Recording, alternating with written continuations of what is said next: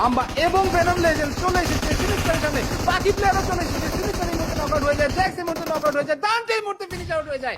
Venom legends এই মুহূর্তে fry pan একটা M249 নিয়েই কিন্তু খেলাটার মোড় ঘুরিয়ে দিল। Venom legends shot, the DP master for venom legends. আপাতত সেই টপিক এখানে ছাড়ি, কারণ এখানে ভেনম ভার্সেস এফএস ফাইট শুরু হয়ে গেছে। ডেফিনেটলি ইয়েস, সেটা কিন্তু হলো গাইস। এখানে নামের সুবিচার কিন্তু করে দিচ্ছে স্টিল শট গ্রোজা। ও মাই গড, ডিপিটা ফেলে দিয়ে কিন্তু এখন গ্রোজাটা নিয়ে নিচ্ছে। এমপি এই মুহূর্তে কিন্তু একটা গ্রেনেড ছুড়ে মারার চেষ্টা করছিল, বাট তার আগেই স্টিল শট নক করে ফেলেছে এবং নিজের এক হালি কিল কিন্তু কনফার্ম করে নিল ভেনম লেজেন্ডসের স্টিল শট।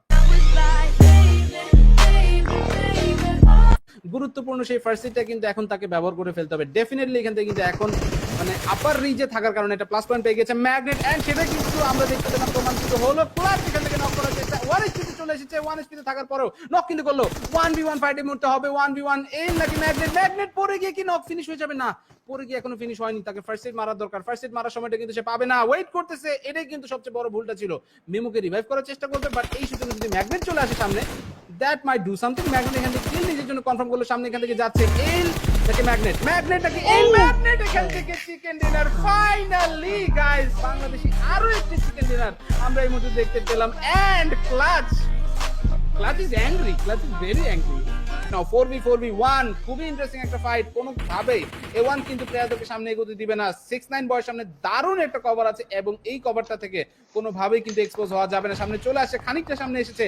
রাস্তার এপার নাকি ওপার নাকি এপার, রুলস অ্যাকচুয়ালি কার উপর অ্যাটাক করবে সেটা একটা বড় প্রশ্ন। দান্তে দারুণ একটা নক এবং দান্তে উইল ট্রাই টু কনফার্ম এই মুহূর্তে কিন্তু করে দিচ্ছে অলমোস্ট A1 esports আরেকটু সামনে আরেকটু দূরে। যেদিকে গ্রেনেডটা মারলো এখানে প্লেয়ার ছিল না, আই ডোন্ট নো এই গ্রেনেডটা কোথায় মারা হলো। ওয়াডু ওজি কে ফেলেছে, দারুণ নক।